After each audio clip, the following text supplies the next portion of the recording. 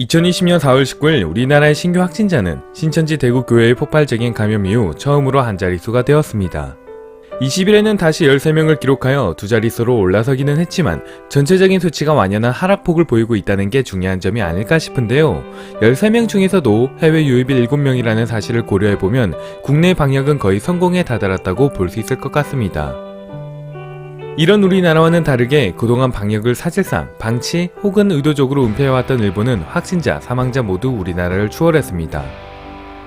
일본 정부를 믿고 있었던 일본 국민들은 뒤통수가 얼얼한 상황이죠. 정부에 대한 신용이 사라진 탓인지 질서와 매뉴얼의 일본이란 이미지를 박살내며 대형마트에서 마스크 쟁탈전을 벌이기도 했습니다. 국가가 지속적으로 마스크를 공급할 거라는 신뢰가 있다면 일어나지 않았을 사건이죠. 그동안 일본인들은 일본인은 유종적으로 코로나에 내성이 강하다 라든가 청결한 생활 습관 덕분에 감염되지 않는다 라며 일본의 확진자가 늘어나지 않는 이유를 설명해왔습니다. 하지만 최근에는 단지 검사하지 않았을 뿐이라는 게 드러났으며 오히려 그동안 검사를 미뤄온 것이 감염을 촉진시켰다는 게 확정적인데요. 4월 22일 기준 우리나라의 확진자는 8명에 불과하지만 일본의 경우 423명에 달하는 상황입니다. 과연 우리나라를 두고 의료 붕괴가 일어날 것이다 라던 일본인들은 이 현실을 어떻게 받아들일까요? 보시기 전에 구독과 좋아요, 알림 설정 감사합니다.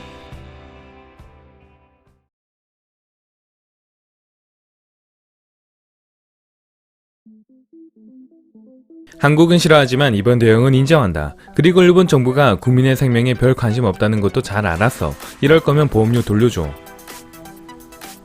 도시 봉쇄 없이 경제활동을 지속할 수 있다는 점만 봐도 최고 수준이라고 밖에 할 수 없다.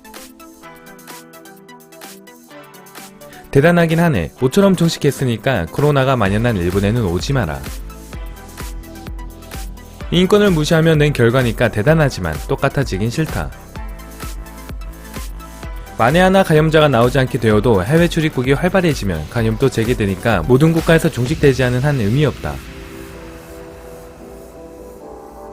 서울은 도시를 봉사하지도 않았는데 왜 끝난 거야?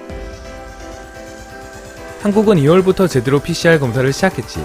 실제로 3월에는 의료 붕괴가 올 수도 있었지만 격리를 빨리 시작했기 때문에 괜찮았어.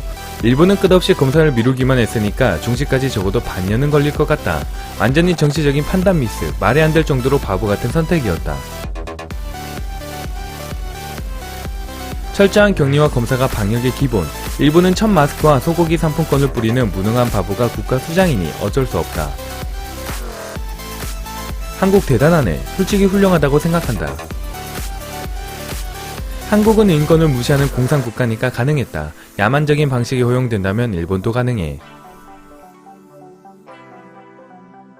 확실히 한국은 대단하다. 일본을 잃어버린 20년 동안 완전히 일본을 앞질렀어. 이야, 한국 대단하네. 일본은 아직 위험하니까 오지 말아줘. 감염되면 큰일이잖아. 20년 정도는 오지 말았으면 좋겠어.